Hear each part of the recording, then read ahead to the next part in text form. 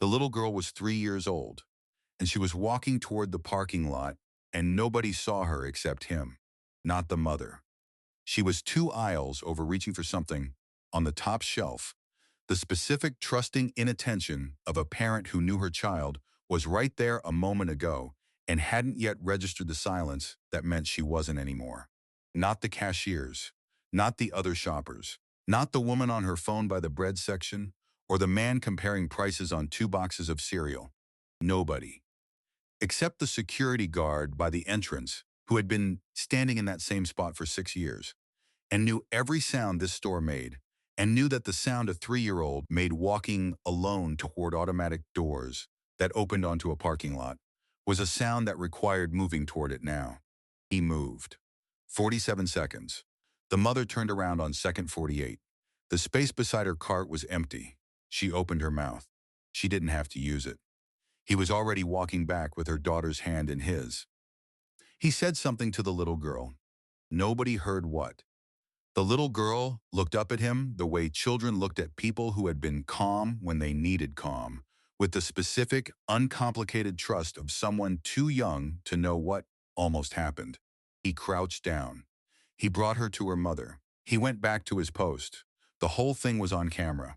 For 3 days, nobody watched it. On the fourth day, everybody did. If this kind of story stays with you, subscribe. We tell stories about the people doing the right thing before anyone is watching. And share it with someone who needs to hear this tonight. And Marcus Ellis, who had been standing at that entrance for 6 years, who had never once thought of himself as someone worth watching, sat in his kitchen at 11 at night and watched himself on a screen the size of his palm and tried to understand why everyone was calling it extraordinary when it had felt, in the moment, like the most ordinary thing he'd ever done. Marcus had a system for the mornings. Not written down, the kind of system that lived in sequence that had been refined over 6 years until it ran without thought, the way breathing ran without thought. He woke at 5:15. He made coffee, the specific cheap ground coffee that came in the red can because the red can was $6.49 and lasted 11 days and $6. 49 for 11 days was the math that worked. He packed Michael's lunch while the coffee brewed. Turkey on wheat, the crust cut off because Michael was 8 and had opinions about crust, an apple, a small bag of pretzels, a note. Always a note. Not long, one sentence, sometimes a joke, sometimes a fact about something Michael was interested in that week. This week it was sharks, so the notes had been about sharks. Did you know a shark can detect 1 drop of blood in 25 gallons of water? A shark's teeth are covered in fluoride. They never get cavities. Sharks have been around longer than trees. Think about that today. Michael never mentioned the notes at dinner. Marcus never asked. But once, cleaning out Michael's backpack at the end of a semester, he'd found them. All of them. Folded carefully. Kept in the small zipper pocket where Michael kept things he considered important. His library card, a lucky penny he'd found in 3rd grade, a friendship bracelet a girl named Cora had made him. Marcus had put them back exactly as he'd found them. He'd never said anything. He was at the store by 6:50. Not because his shift started at 7, because arriving 10 minutes early was the difference between starting the day in control of it and starting the day catching up to it. He'd learned that in the Army, where he'd spent 4 years before Michael was born, before Michael's mother had left, before the specific unasked for education of becoming a single father at 26 with a mother who was willing to help and a sister in Phoenix who called every Sunday and a job that paid $18.40 an hour, which was not enough and was what there was.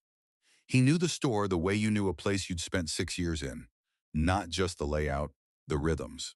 He knew which refrigerator case made a sound at 9:15 when the compressor cycled.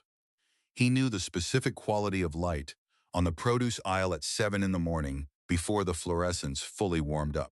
He knew which customers came in every Tuesday for the same things, and which ones wandered and needed watching, not because they were dangerous, but because wandering in a grocery store at 7 in the morning usually meant something was off in a person's day.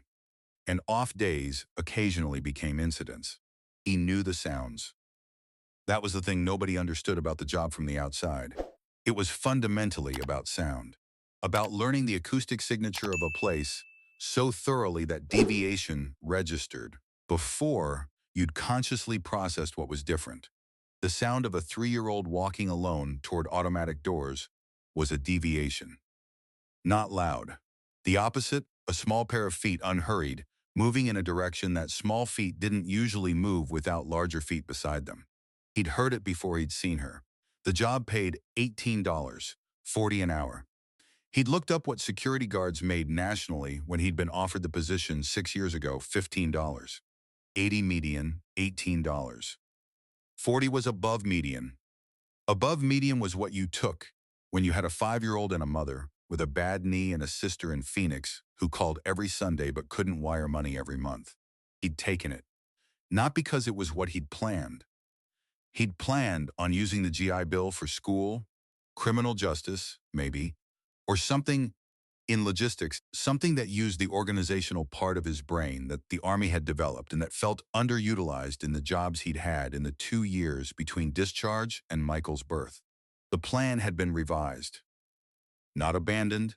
He was specific about the distinction, had been specific about it from the beginning, because Michael needed a father who had a plan and was working it even when the working was slow. The plan was now school when Michael was older, when the night warehouse shifts weren't necessary, when Gloria's knee had been replaced, and she could watch Michael without it costing her something physical. The plan was 5 years out. It had been 5 years out for 3 years. He'd stopped recalculating and started trusting that the distance would close. Gloria had seen the video first. Not because Marcus had shown her, because her friend Denise had texted it to her at 9 in the morning, the day after it happened, with the message, "Is this your son?" Gloria had watched it 4 times at the kitchen table with her reading glasses on and her coffee going cold beside her. She hadn't said anything to Marcus when he came home that afternoon. She'd made dinner. Pot roast, the real kind, not the slow cooker kind, the kind that required checking and adjusting, and the specific attention of someone who understood that some things couldn't be left alone to manage themselves. She'd watched him eat. She'd watched Michael eat. She'd watched the two of them do the thing they did at dinner. Marcus asking about school, Michael answering in the abbreviated way of 8-year-olds who considered most school events insufficiently dramatic to merit full sentences, both of them comfortable in the specific, worn-in ease of a household that had been the same configuration for long enough that it had found its own shape. After Michael went to bed, she'd sat across from Marcus at the kitchen table. She'd put her phone between them. She'd played the video. He'd watched it without expression. She'd watched him watch it. When it ended, she'd said, "That's you." "Yes," he'd said. "People are sharing it," she'd said. "Denai sent it to me. It's everywhere." He'd looked at the phone, at the frozen frame, himself crouched down, the little girl looking up at him. "Okay," he'd said. She'd looked at him. "That's all you've got?" She'd said. "Okay?" He'd looked at her. "What do you want me to say, Ma?" He'd said. She'd looked at him for a long time, at her son who had been waking up at 5:15 and packing lunches with the crust cut off and writing notes about sharks and showing up to a job that paid $18, 40 an hour for 6 years without once suggesting that any of it was more than what it was. "I want you to say something," she'd said. "Anything." He'd looked at the frozen frame. "I just did what I was there to do," he'd said. She'd looked at him. "I know," she'd said. "That's what I want you to understand." He'd looked at her. She'd looked back. "Go to bed, Marcus," she'd said. "You've got the early shift." He'd gone to bed. She'd sat at the kitchen table for a while after, looking at the frozen frame. At her son who didn't understand what she understood, that "I just did what I was there to do" was not a small thing to say. It was the whole thing. He found out at recess. Not from his father, not from Gloria. From a boy named Deshaun in his class, who had seen the video on his older brother's phone the night before and had come to school with the specific, charged energy of someone carrying information they knew was valuable and hadn't decided yet how to use it. Deshaun had said, at the water fountain, between the end of math and the beginning of lunch, Is your dad a security guard at Fresh Mart on North Avenue? Michael had looked at him. Yes, he'd said. Deshaun had pulled out his phone. The school had a no phones policy. Deshaun had the phone out anyway. The specific, calculated risk of an 8-year-old who had determined that what he was about to show was worth the consequence. He'd played the video. Michael had watched it. He'd watched his father cross the floor of the store he'd been to 100 times, the Fresh Mart on North Avenue where they bought groceries on Saturdays, where Michael knew where the goldfish crackers were and which self-checkout lane was fastest, and that the security guard by the door was his dad, which meant he could wave, and his dad would nod back in the specific contained way his dad nodded when he was working. He'd watched his father cross the floor, and he'd seen something he hadn't seen before. Not the action. He understood the action. A little girl was alone. His dad had gotten her back to her mom. Michael understood cause and effect. What he hadn't seen before was the way his father moved. He'd seen his father move 1,000 times. In the kitchen making breakfast. At the park on Sundays when he pushed Michael on the swings. At the warehouse on the nights, Michael had stayed up past his bedtime and heard the door at 11:30, the specific sound of his father's work boots on the kitchen floor, the refrigerator opening, the silence that meant was standing in the kitchen eating something cold before he went to bed. He'd seen his father tired. He'd seen his father at the end of things. He'd never seen his father at the beginning of something, at the moment before. The moment when his father had already decided something and was moving toward it with the specific, unhurried certainty of someone who knew exactly what needed to happen next. The man in the video didn't look tired. The man in the video looked like someone who had been paying attention for a very long time and was finally using what he'd accumulated. Michael watched it twice.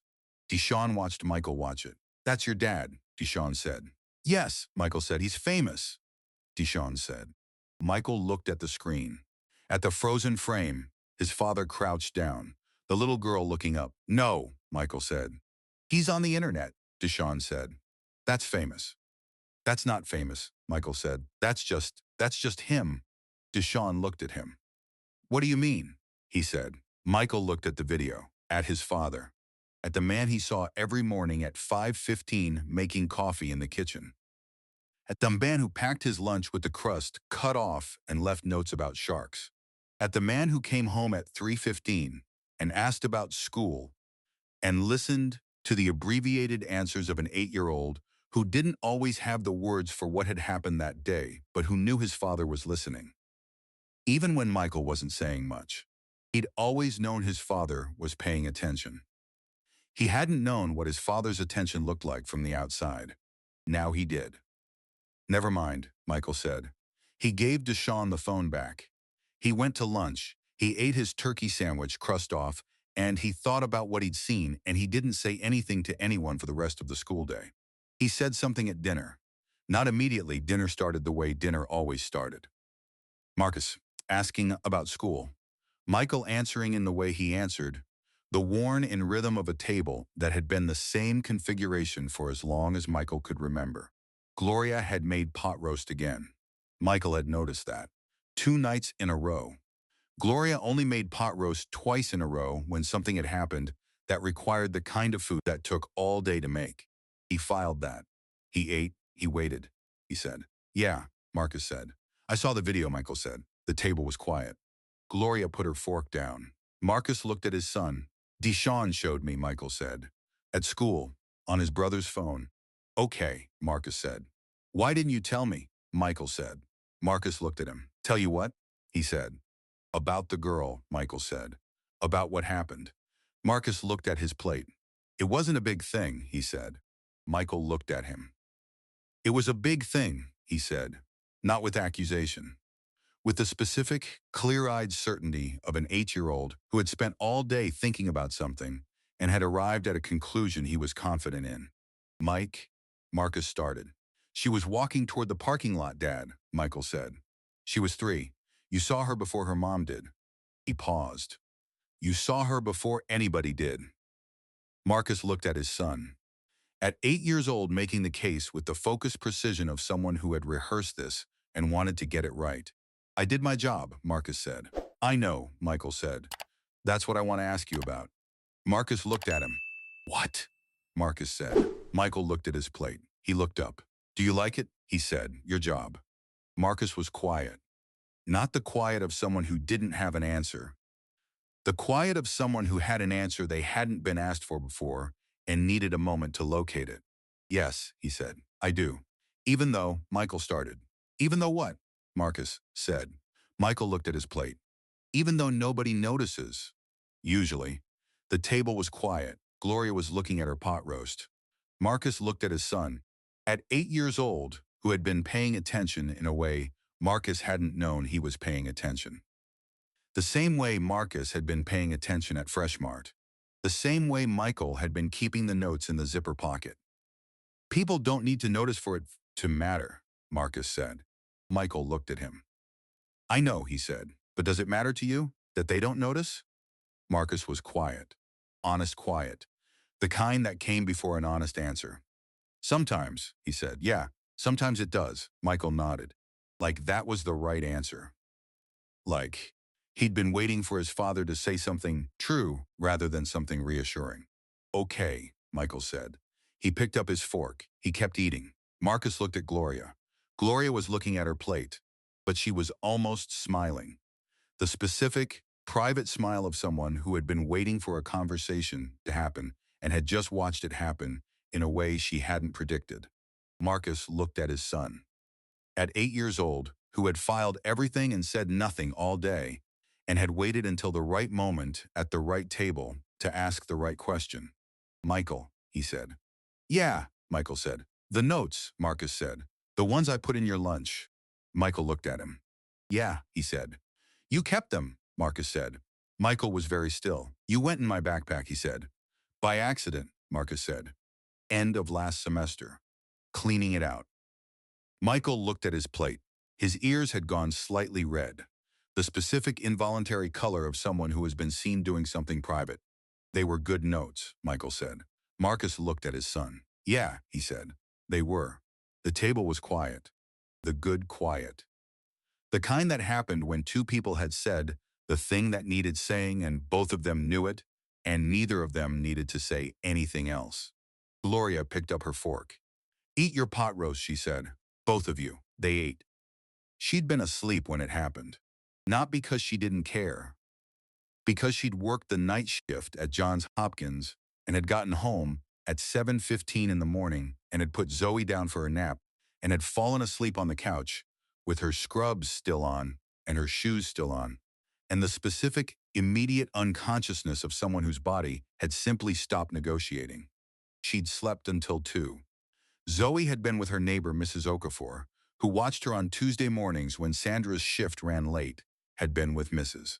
Okafor, had come home at 11, had eaten lunch, had gone back down for her afternoon nap, had been asleep in her room when Sandra woke up on the couch with her shoes still on and the specific, disoriented feeling of having slept too hard in the wrong place. She'd made coffee. She'd checked her phone. 47 text messages. Not the usual kind, the kind that arrived in a cluster when something had happened that people who knew you needed you to know about. The first one was from her mother. The second was from her coworker, Diane. The third was from a number she didn't recognize. She'd opened her mother's first. Sandra, call me. She'd called. Her mother had told her about the video before she'd seen it. Sandra had listened. She'd hung up. She'd sat on the couch for 3 minutes without moving. Then she'd gone to Zoe's room. Zoe was asleep. Face down, the way she always slept, one arm under her pillow, the stuffed elephant she called Peanut tucked against her side. The specific, absolute peace of a child who had no idea. Sandra had stood in the doorway for a long time. Then she'd gone back to the couch. She'd watched the video. She watched it 7 times. Not because she needed to watch it 7 times to understand what had happened. She understood on the first watch, had understood it with the specific physical comprehension of a mother whose body processed the information before her mind did. She watched it 7 times, because each time she watched it, she found something new to look at. The first time she watched her daughter, Zoe, walking with the specific, purposeful toddle of a 3-year-old who had decided to go somewhere and was going there. Unhurried, certain, entirely unaware that the automatic doors she was approaching opened onto a parking lot where cars moved. The second time she watched the other shoppers. How many people were in the frame? How many were looking at their phones or their carts or their lists or each other? How many were within 10 feet of her daughter and saw nothing? The third time she watched him, the security guard, the way he was already moving, already committed to where he was going. Before Sandra had even registered that she wasn't where she was supposed to be. The way he moved through the store, not fast, not slow, the specific pace of someone who had calculated exactly how much time there was and was using exactly that much. The fourth time she watched his face when he crouched down, there was no audio. She couldn't hear what he said to Zoe, but she could see his face, the specific, practiced calm of someone who understood that what a frightened child needed in that moment was not urgency, was not alarm, was not the panic of an adult who had just understood what almost happened, was calm. She watched his face be calm, the fifth time she watched Zoe's face. Zoe looking up at him with the complete, uncomplicated trust of a child who had been raised to know that some adults were safe, and this one was safe, and so she would take his hand and go where he was going. She'd raised her daughter to trust people like him. She hadn't known people like him were there. The sixth time she watched Sandra in the video. Herself, turning around, the empty space beside the cart, the opening of her mouth. She watched herself almost have to use her voice. She watched herself not have to. The seventh time she watched all of it. The whole 47 seconds, start to finish. Then she put her phone face down on the couch. She sat there for a while.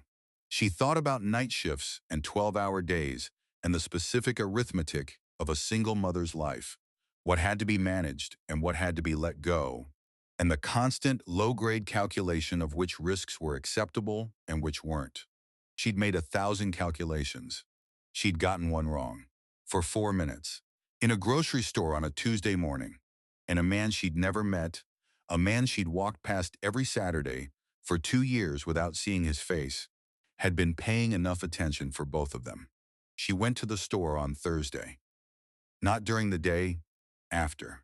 She'd looked up the Fresh Mart hours and she'd waited until 9 o'clock and she'd driven to North Avenue and parked in the lot that she would never look at the same way again, and she'd gone to the entrance and knocked on the glass. A manager had come to the door. She'd explained. He'd looked at her for a moment. He'd let her in. Marcus was finishing his paperwork at the security desk in the back. The end of shift documentation that nobody saw, the record of what had happened during the day. Incidents. Non-incidents. The specific bureaucratic accounting of 8 hours in a retail environment. He looked up when she came in. He recognized her from the video. She recognized him. They looked at each other for a moment. "Mrs. Mitchell," he said. "Sandra," she said. "Sandra," he said. She looked at him. At the man who had been standing at the entrance of this store for 6 years. At the man she had walked past every Saturday for 2 years. She tried to remember his face from before the video. She couldn't. Not because she had a bad memory, because she'd never looked. She'd looked at her list. She'd looked at Zoe. She'd looked at the shelves and the prices and the self-checkout screen. She'd looked at everything in this store that was useful to her, and she'd walked past the security guard at the entrance the way you walked past the automatic doors, as infrastructure, as background, as the unremarkable constant of a place you went to regularly. She'd never looked at his face. "I want to say something," she said, "and I don't want you to respond until I'm done." He looked at her. "Okay," he said. "I've been coming to this store for 2 years," she said, "every Saturday, sometimes Wednesdays. I've walked past you 100 times." She paused. "I don't remember your face, not from before. I've been trying to remember it since Tuesday, and I can't." She looked at him directly. "That's not an accident. That's a choice I was making without knowing I was making it. The choice to not look at the person standing at the door because looking takes something, and I didn't think I had it to give." She stopped. He was very still. My daughter doesn't know what almost happened, she said. She's 3. She knows she went to find the trucks in the parking lot and a nice man brought her back to me. That's the whole story for her. She paused. But I know. I know what 4 minutes looks like from the inside. I know what the empty space beside a cart feels like. I know what it means that you saw her before I did. She looked at him.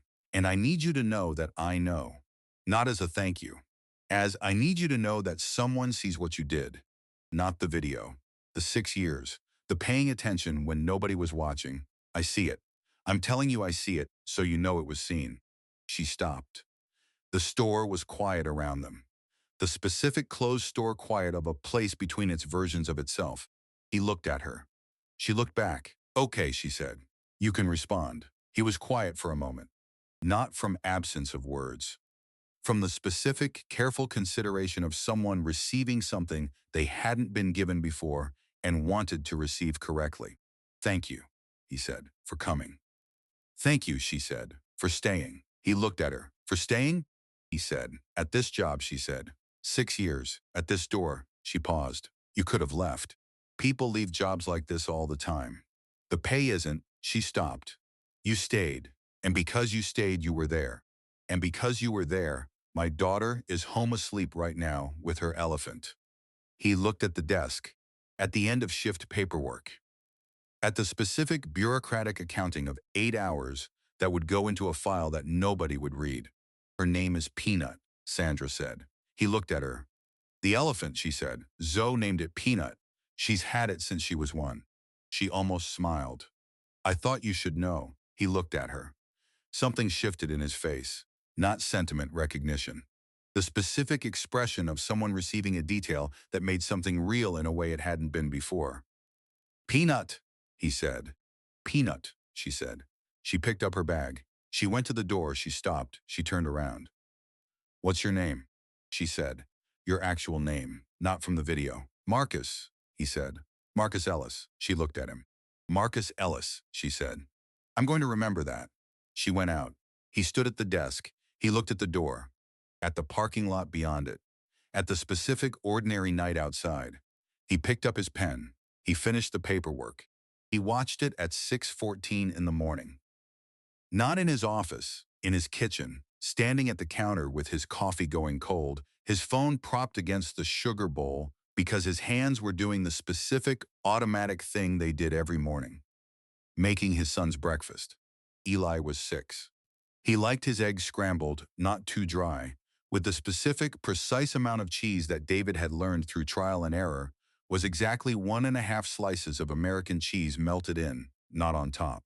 He liked his orange juice in the blue cup, not the green one, for reasons he had never explained, and David had stopped asking about because some things didn't have reasons. They just were.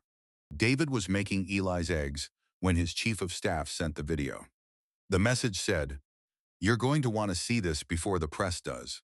He'd watched it while the eggs were cooking. He'd watched it twice. The second time he'd burned the eggs. He had 28,000 employees. He knew that number the way he knew all the numbers that defined Fresh Mart, revenue per square foot, shrinkage percentage, labor cost as a percentage of sales, customer satisfaction scores by region. He knew the numbers because the numbers were the company. And the company was what he'd spent 16 years building from a regional chain with 40 stores to a national presence with 340. He was good at numbers. He was less good, he was understanding this morning, at what was behind them. Security labor cost per store, $340 per day. That was the line in the operating model. Not Marcus Ellis, not 6 years, not 47 seconds. $340 per day, multiplied by 340 stores, which was a number he reviewed quarterly and had flagged 3 times in the last 2 years as an area for potential optimization. Optimization. He put his phone down. He looked at the burned eggs. He thought about the word optimization, about what it meant in a spreadsheet and what it meant in a parking lot on a Tuesday morning in Baltimore. He scraped the eggs into the trash. He started over. He remembered the cost reduction initiative from 6 years ago. Not the specifics, the shape of it. Security staffing had been identified as an area where the company was above industry average. The recommendation had been to bring staffing levels in line with comparable chains. He'd reviewed the analysis. He'd asked 2 questions about liability exposure and about customer perception, and had received satisfactory answers to both and had approved the initiative. He had not asked about the people, not because he hadn't cared, because the people had not been the unit of analysis. The unit of analysis was the cost per store. The people were inside the cost per store, the way the eggs were inside the number of items on the breakfast menu, present, necessary, but not the thing you were measuring. He'd thought about eggs while watching the video. Not because of his son's breakfast, because he'd been thinking about what you could see when you were looking at a spreadsheet and what you couldn't. A spreadsheet could tell you, security labor cost is X% of operating expenses. A spreadsheet could not tell you, there is a man named Marcus Ellis who has been standing at the door of the North Avenue store for 6 years, and who knows the acoustic signature of that store well enough to hear a 3-year-old walking alone before he sees her. That wasn't in the spreadsheet. That had never been in any spreadsheet he'd reviewed. Eli came downstairs at 6:45. Blue pajamas. The specific, serious expression of a 6-year-old encountering the morning with the full weight of everything that being 6 required. He climbed onto his stool. He looked at the eggs. Is there cheese? He said. 1.5 slices, David said. Melted in? Eli said. Melted in, David said. Eli picked up his fork. He ate. David watched his son eat and thought about a parking lot, about automatic doors that opened onto moving cars, about a 6-year-old who took the blue cup, not the green one, for reasons he'd never explained, about what it would mean to turn around and find the space beside you empty, about the specific, physical weight of that emptiness, the way it would hit before you'd processed it, before you'd had language for it, before you'd done anything except understand with your whole body that something was wrong. He'd built 340 stores. He'd never stood in the parking lot of one and thought about what it was like to lose sight of a child in it. He picked up his phone. He called his chief of staff. The video, he said. The security guard at North Avenue, Baltimore. Marcus Ellis, she said. I've got the PR team ready to. Not PR, he said. HR. I want to know everything about his employment record. How long he's been with us. Performance reviews. Everything. A pause. I'll have it by 9, she said. And one more thing, he said. Yes, she said. I want to know how many Marcus Ellises we have, he said. She was quiet for a moment. I'm not sure I understand, she said. He looked at his son eating eggs with the specific, unself-conscious focus of a child who trusted that the world would continue to be arranged correctly around him. People who've been at the same store for 5 years or more, he said. Security specifically. How many do we have? What do we know about them? What they've done? What they see every day that we don't? He paused. I want to know what's in the stores that isn't in the numbers. She was quiet. That's going to take more than a morning, she said. I know, he said. Start anyway. He hung up. Eli had finished his eggs. He was looking at his father with the specific, assessing attention of a 6-year-old who had noticed that his father was somewhere else this morning, even though he was standing right there. Daddy, he said. Yeah, David said. You burned the first eggs, Eli said. I did, David said. I smelled them, Eli said. Sorry, David said. It's okay, Eli said. The second ones were good. David looked at his son. At 6 years old, blue cup 1.5 slices of cheese melted in, the specific uncomplicated trust of a child who had never once considered that the world might not be arranged correctly. David thought about Marcus Ellis standing at a door for 6 years, about the trust that required, not faith in the company, not faith in the paycheck. Faith that showing up and paying attention was worth doing even when nobody was watching. David had been the nobody who wasn't watching. He understood that now. Dad, Eli said. Yeah, David said. Can I have more juice? Eli said. Blue cup? David said. Eli looked at him. Always, he said. David poured the juice. He thought about Marcus Ellis, about what it meant to know something well enough to trust it before you could see it, about the acoustic signature of a store, about a child walking toward automatic doors, about what you heard when you'd been paying attention long enough. He put the juice in front of his son. He picked up his phone. He looked at the HR number.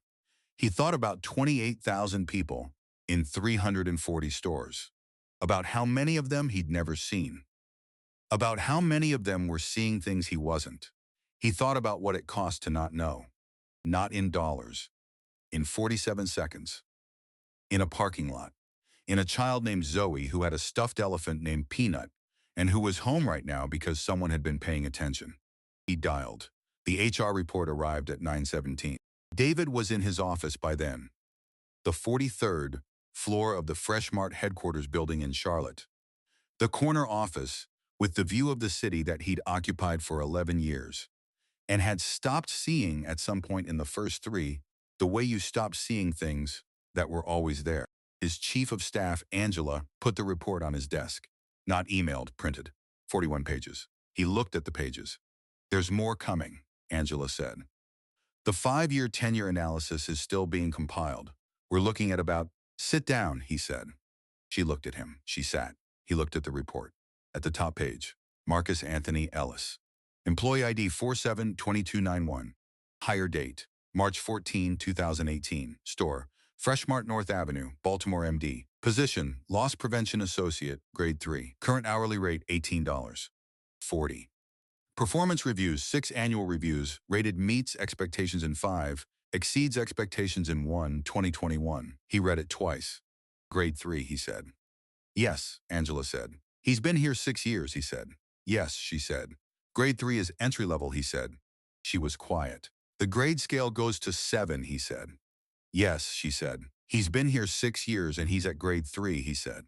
"The loss prevention track is—" She started. "Tell me about the loss prevention track," he said. She told him. He listened.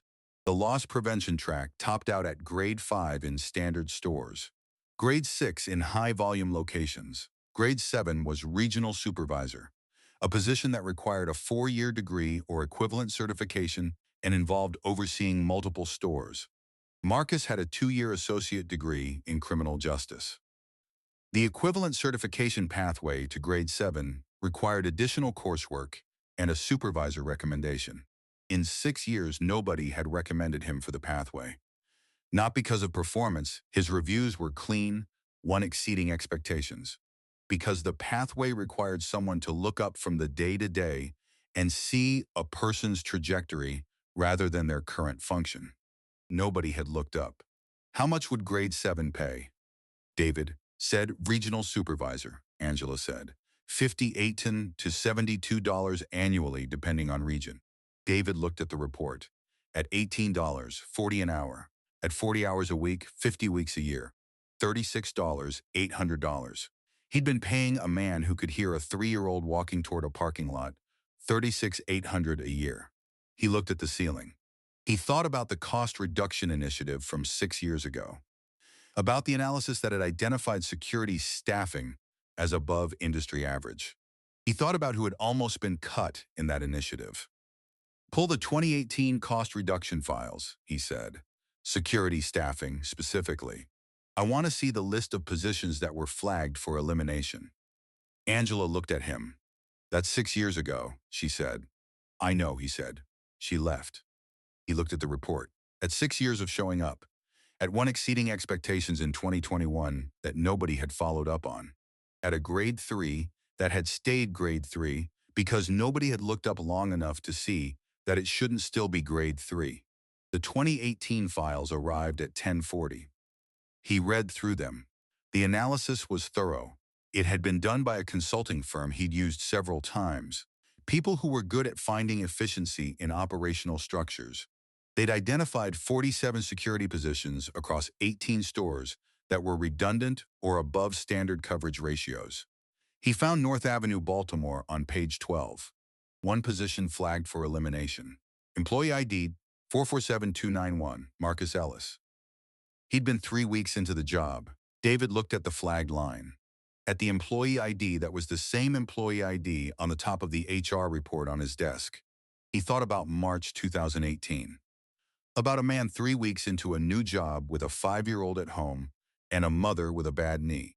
He thought about what it would have meant for that line to become a termination.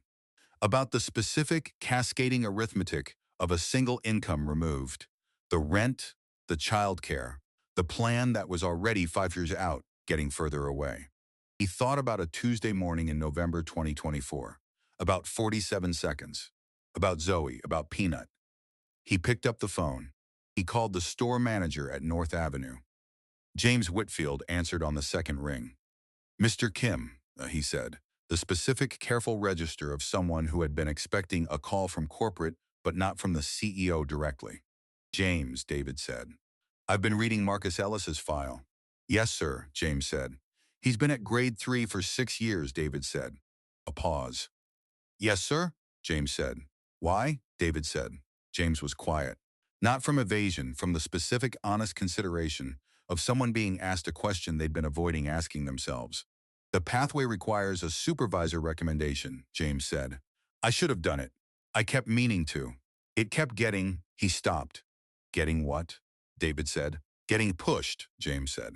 By other things. Marcus does his job. He doesn't complain. He doesn't ask for things. It's easy to. He stopped again. To not notice, David said. Yes, James said. I'm sorry. I should have, James. David said. Yes, James said. In 2018, David said, there was a cost reduction initiative, security staffing.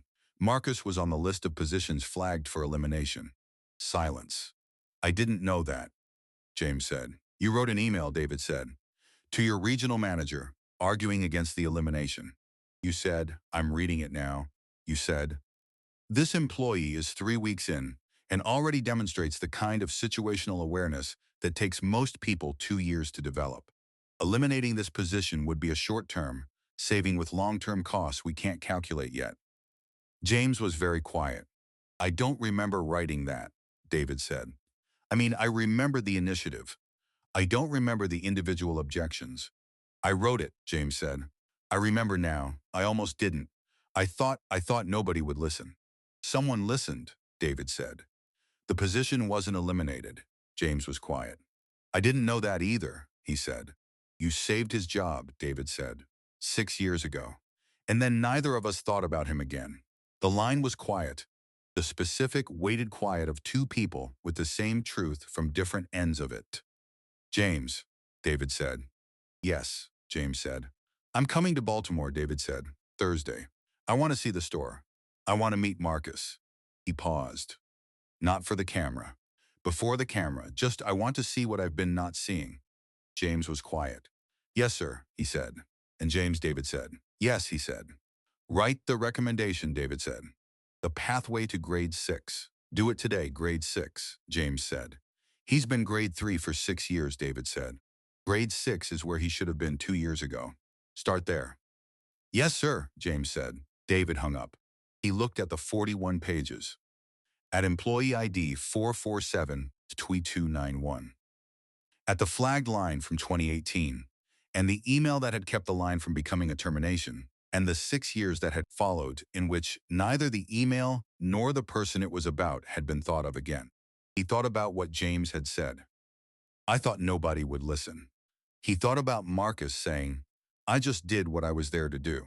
He thought about what it meant that both of those things were true in the same organization, a man doing his job because that was what there was to do, and a man writing an email he thought nobody would read, and that both of those things had produced a Tuesday morning in Baltimore where a child named Zoe had walked toward a parking lot and come back.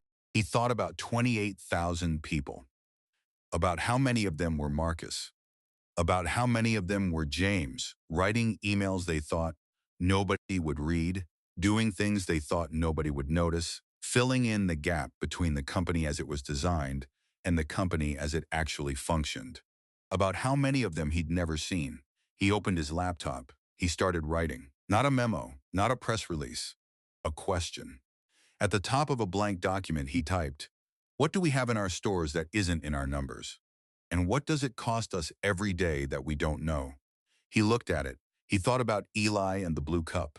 About the things that didn't have reasons. They just were. About what you learned when you stopped asking for the reason and started paying attention to the thing itself. He started writing the answer. David drove himself. Not because he didn't have a driver, because arriving at a store in a town car with a driver was a different kind of arrival from arriving in a rental car you'd picked up at BWI and parked in the lot on North Avenue like everyone else. He'd thought about that on the plane, about what arriving looked like from the outside, about what he'd seen and what he hadn't for 11 years of building a company. He'd parked at 8:47. He'd sat in the car for a few minutes, not not composing himself, looking at the store the way it looked at 8:47 on a Thursday morning. The parking lot filling up, the specific weekday rhythm of a grocery store at the beginning of its day. People coming in with reusable bags. A woman lifting a toddler out of a car seat. A man on his phone walking toward the entrance without looking up. He'd watched the entrance. At the security guard at the door. Marcus was already there. Not facing the parking lot, facing the store. The specific outward-looking stance of someone whose job was to be aware of the space rather than to perform awareness of it. He was watching the morning the way David had watched the video, with the focused, unhurried attention of someone who had learned that the information was in the details, and the details were always there if you looked. David watched him for 3 minutes. He wasn't sure Marcus had blinked. He went in through the entrance. Marcus looked at him. The specific, automatic assessment, quick, professional, the practiced read of someone who had been doing this for 6 years. Then recognition. Not of David specifically, of the quality of someone who wasn't there to shop. Mr. Kim, Marcus said. David looked at him. You know who I am, David said. James told me you were coming, Marcus said. Did he tell you why? David said. He said you wanted to see the store, Marcus said. Yes, David said. Can you show me? Marcus looked at him. At the CEO of the company he'd worked for 6 years, standing at the entrance of his store at 8:49 on a Thursday morning, asking to be shown around. You want me to show you? Marcus said. Yes, David said. Marcus was quiet for a moment. I've got the door, he said. I know, David said. I'll wait. James took the door at 9. Marcus walked David through the store. Not the manager's tour, not the back of house, the receiving area, the office, the floor. The specific public geography of a grocery store at 9 in the morning from the perspective of someone whose job was to know it completely. He started at the entrance.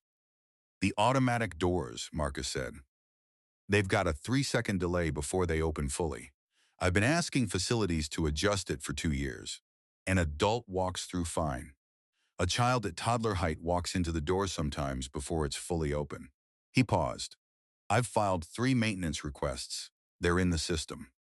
David looked at the doors, at the 3-second delay, at the height at which a toddler walked. What happened with the requests? He said. Nothing, Marcus said. The response was that the doors met safety code.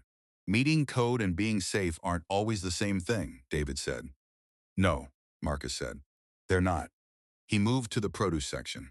The floor here is wet most mornings, he said. The misters on the vegetables run overnight, and the mat at the section entrance doesn't catch everything. I've seen 4 falls in 6 years. One was serious, elderly woman, she needed stitches. He paused. I filed an incident report each time. The mat was replaced once. Same size, same material. David looked at the floor, at the mat, at the specific institutional response of a system that had addressed the symptom without understanding the cause. What would fix it? He said. Better drainage under the produce cases, Marcus said, and a larger mat or a different material. There's a non-slip surface I found online. I sent the link to James 2 years ago. James has the link, David said. Somewhere, Marcus said. David made a note. They moved through the store. Marcus walked him through it the way he'd learned it. Not as a manager saw it, not as a customer saw it, as someone who had stood in it for 6 years and understood its patterns and its failures, and the gap between how it was supposed to work and how it actually worked. The blind spot at the end of aisle 7 where shoplifting happened because the camera angle was wrong. The checkout lane configuration that created a bottleneck at peak hours and pushed customers toward the exit in a way that made loss prevention harder. The specific, recurring issue with the cart return in the northeast corner of the parking lot that was too far from the handicapped spaces and that elderly customers consistently ignored because walking to it was impractical. The carts end up in the driving lane, Marcus said. I move them 6 or 7 times a shift. Someone's going to get hit eventually. David looked at the cart return, at the handicapped spaces, at the distance between them. How long has this been an issue? He said. Since I started, Marcus said. 6 years. David looked at him. Why hasn't it been fixed? He said. Marcus looked at the cart return. Because the people who could fix it don't spend much time in the parking lot, he said. David was quiet. Not from defensiveness, from the specific honest recognition of a man receiving an accurate observation. No, he said. They don't. They ended up at the entrance. Not by design, that was where the walk ended. The way Marcus's day always ended, back at the door where it had started. They stood at the entrance. David looked at the store.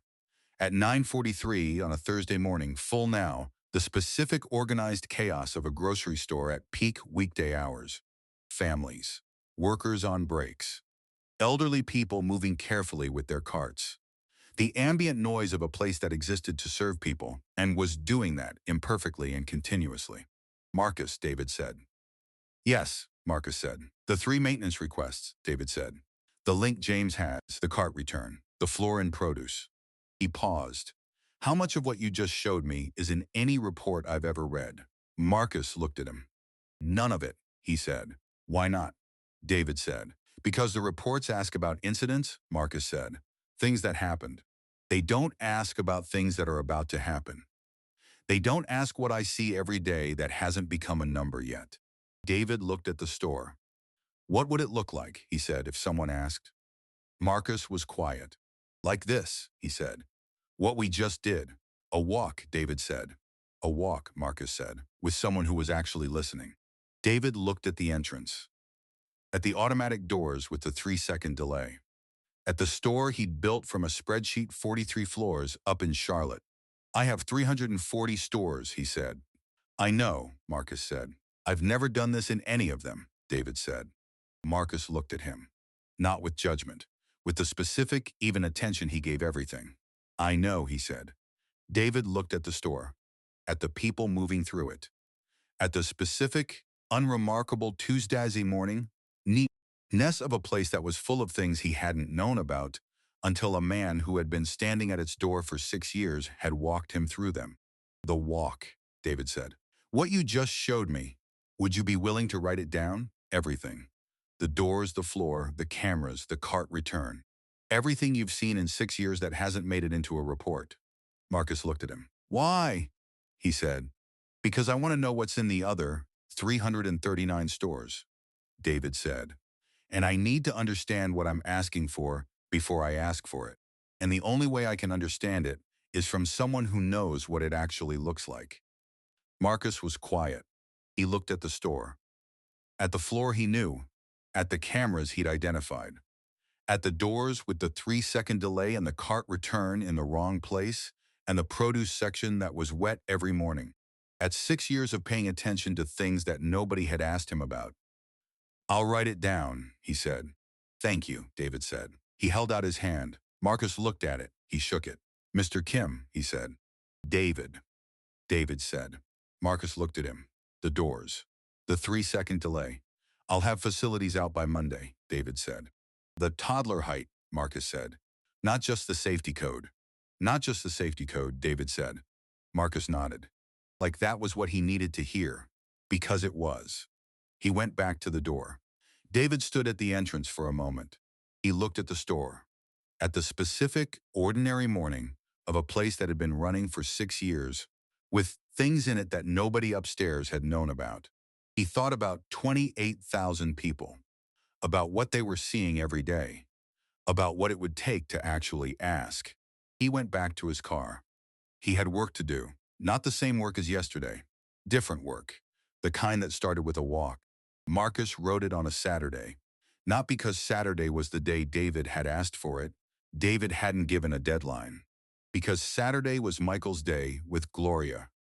The standing arrangement that gave Marcus 4 hours in the morning where the apartment was quiet and his hands didn't have somewhere to be and his mind could do the kind of work that required space. He usually used those hours to sleep. He didn't sleep this Saturday. He sat at the kitchen table with a legal pad and a pen, not a laptop, because some things needed to be written by hand to know if they were real, and he wrote. Not a report. Not in the language of incident documentation or operational analysis or any of the formats he'd filled out in 6 years of end-of-shift paperwork. He wrote the way he saw, which was, sequentially, starting at the entrance, moving through the store the way he moved through it every morning when he arrived 10 minutes before his shift, to walk the floor before it filled up. He wrote about the doors first, not just the 3-second delay, everything about the doors. The way they behaved differently on cold mornings when the mechanism stiffened. The specific, recurring failure of the right side sensor that had been replaced twice and had the same problem both times, which suggested the problem wasn't the sensor. The way customers in wheelchairs had to position themselves precisely to trigger the sensor at the right angle. And how the ones who'd been coming for years knew the angle, and the ones who were new didn't, and sometimes sat in front of the door for an uncomfortable moment before someone inside noticed. He wrote that down. Then the produce section. Then aisle 7. He wrote for 2 hours. Not fluently, the way you wrote when you were trying to get something right rather than something fast, stopping and crossing out and starting again when the words weren't accurate enough. He filled 11 pages. He looked at them. He thought about David standing in the parking lot, looking at the cart return. About, I've never done this in any of them. He'd expected, had been trying not to expect, but had expected, someone performing attention.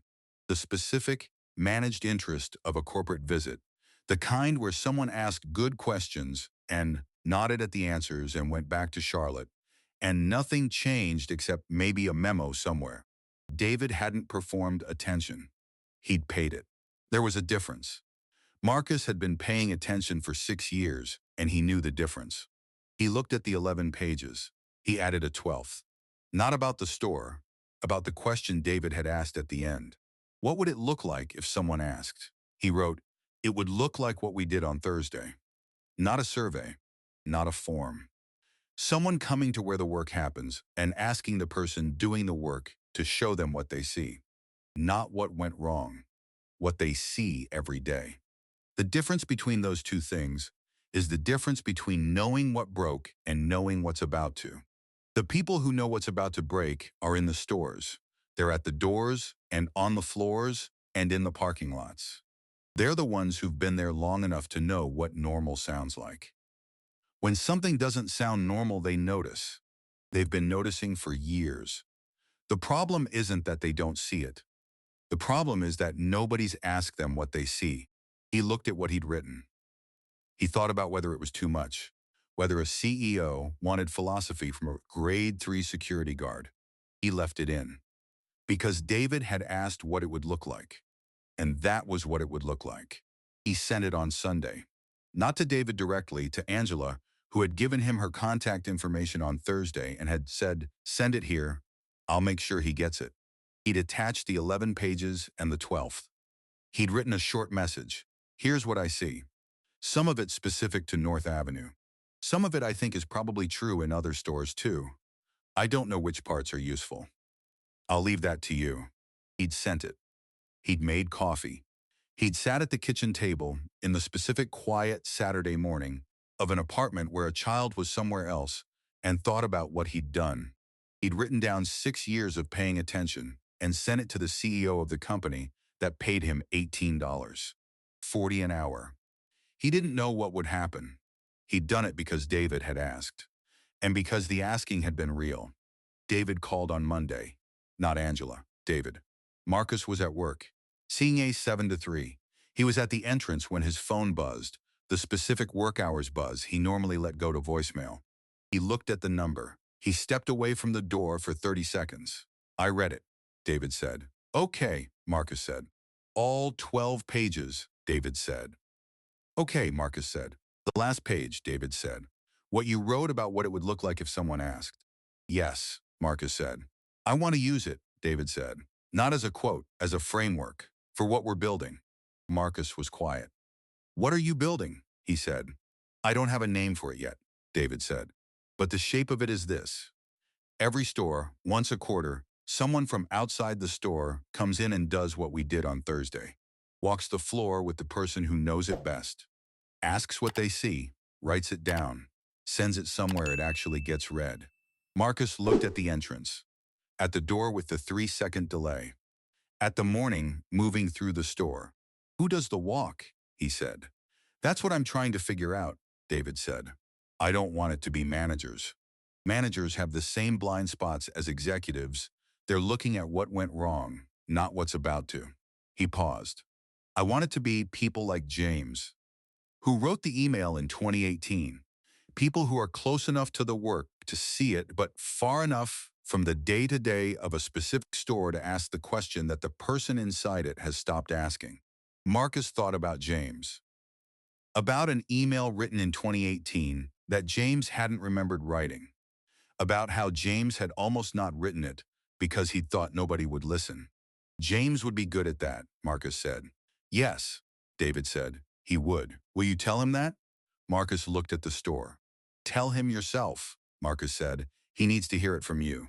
David was quiet. "Yes," he said. "You're right. The 12 pages," Marcus said. "You said you want to use them as a framework." "Yes," David said. "What does that mean for North Avenue?" Marcus said. "Specifically, the doors, the produce floor, the cart return." "Facilities is scheduled for the doors on Wednesday," David said. "The toddler height sensor, not just the code. The produce drainage, I've got the link James had. We're looking at 3 stores as a pilot." He paused. "The cart return, I walked myself on Thursday afternoon. After you went back to the door, I moved 6 carts out of the driving lane." Marcus was very still. "You moved the carts," he said. "Yes," David said. "You came back," Marcus said. "After needed to see the driving lane from the cart return," David said. "From the angle where the problem actually was. I couldn't see it from where I'd been standing." Marcus looked at the entrance, at the parking lot beyond it, at the cart return in the northeast corner. "Did you see it?" Marcus said. "Yes," David said. "I saw it." "What does it look like from there?" Marcus said. David was quiet for a moment. "Like something that should have been fixed a long time ago," he said. "Like something that's obvious once you're standing in the right place." Marcus looked at the cart return, at the handicapped spaces, at the distance between them. "Most things are," he said. "Yes," David said. "I'm learning that." Marcus heard something in the store, behind him. Not a deviation, the refrigerator compressor cycling at 9:15, the specific reliable sound of a machine that had been doing the same thing at the same time for 6 years. He'd learned it so well he barely registered it anymore. He registered it now. "I have to get back," Marcus said. "I know," David said. "One more thing." "Yes," Marcus said. "Grade 6, David said. "James sent the recommendation last week. HR is processing it. It'll be official by end of month." Marcus was quiet, not from surprise. James had told him about the recommendation, had sat across from him at the break room table on Friday and told him directly, had said, "I should have done this 2 years ago." And Marcus had said, "Yeah, you should have," because it was true. And James had nodded because he knew it was true. "Okay," Marcus said. "That's all you've got?" David said. "Okay?" Marcus heard the echo of Gloria saying the same words at the kitchen table. "That's all you've got? Okay?" "It's a good start," Marcus said. David was quiet for a moment. Then, "Yes, it is." Marcus went back to the door. The morning was fully underway now, the store loud with the specific, organized noise of a place doing what it was built to do. He looked at the entrance, at the doors with the 3-second delay that were being fixed on Wednesday, at the store he'd been standing in for 6 years, at all the things he'd seen and written down and sent to someone who had actually asked. He went back to watching. The program launched in January, not with an announcement, with a pilot.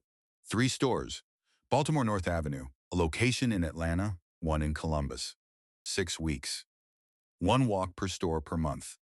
A person from outside the store, not corporate, not regional management.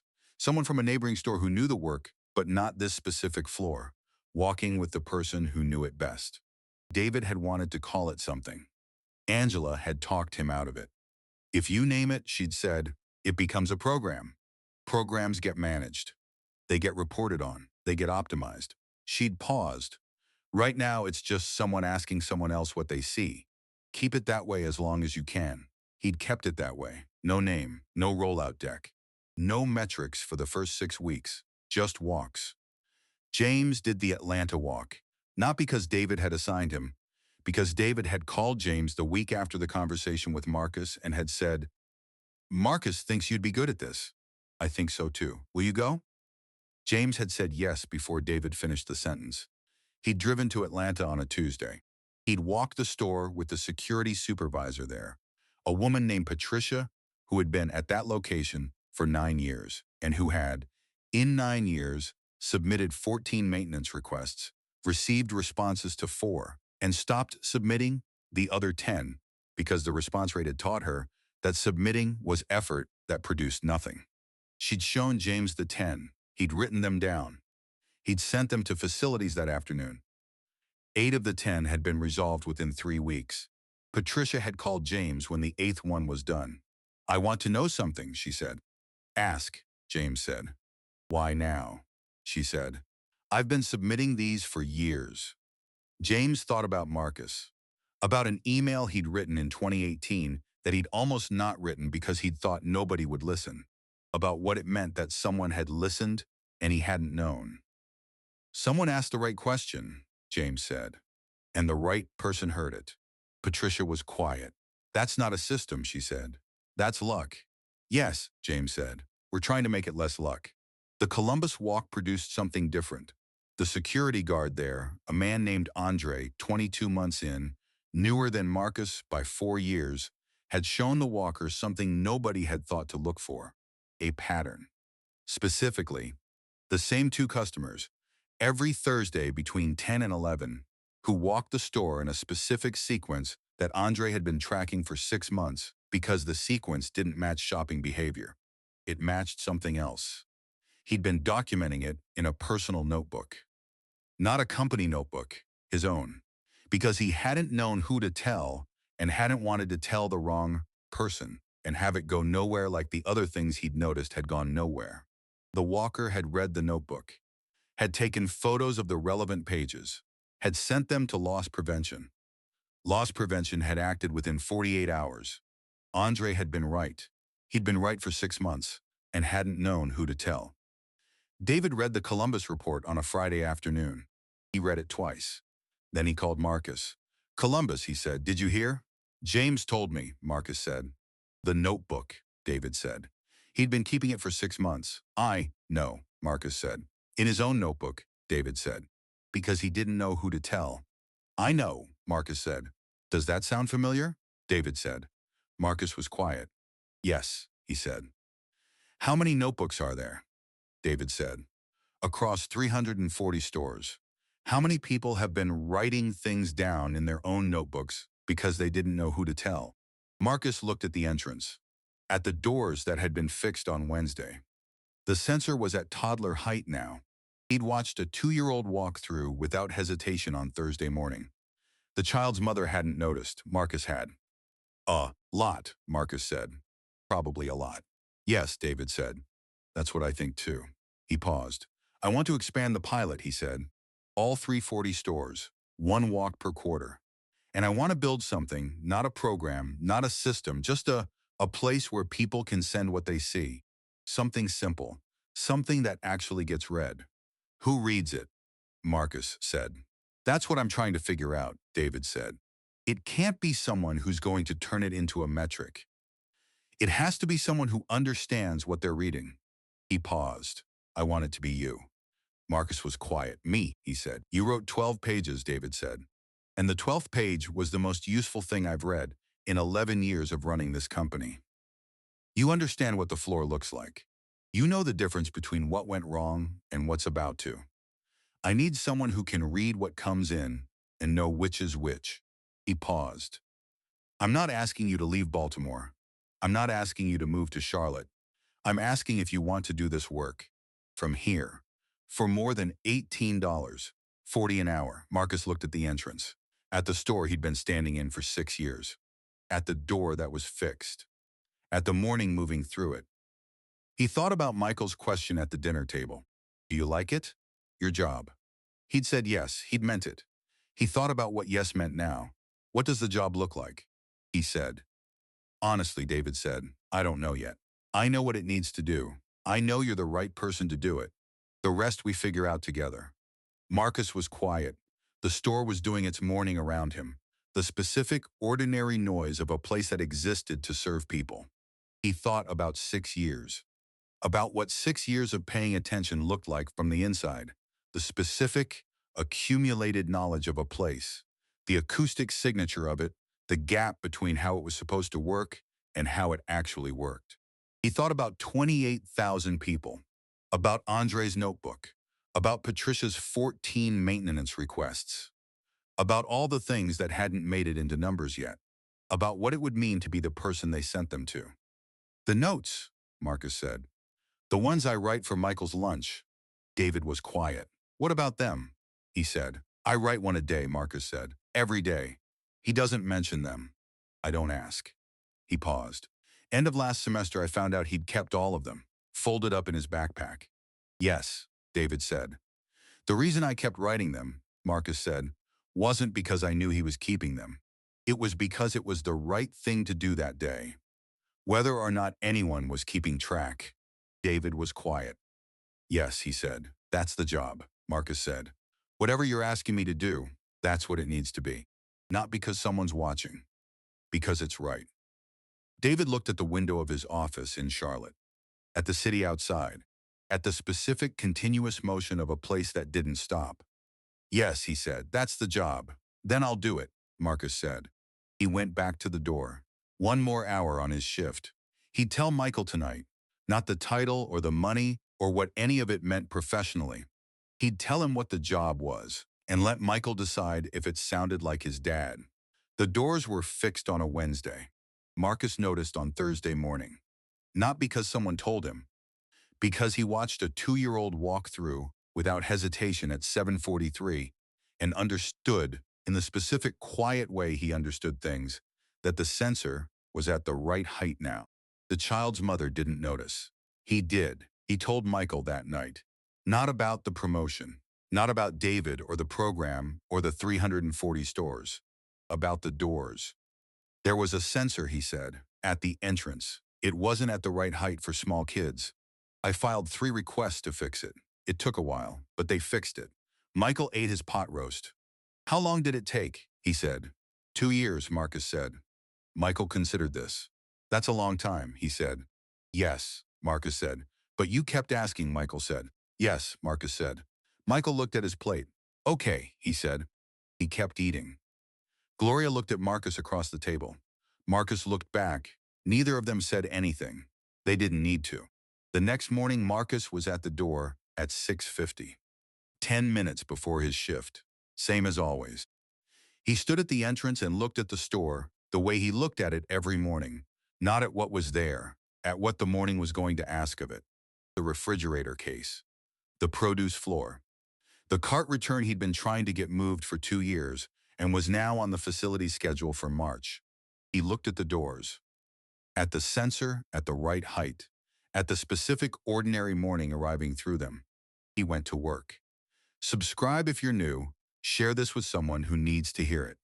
And tell me in the comments, who in your life has been paying attention when no one was watching? I read everyone. See you in the next story.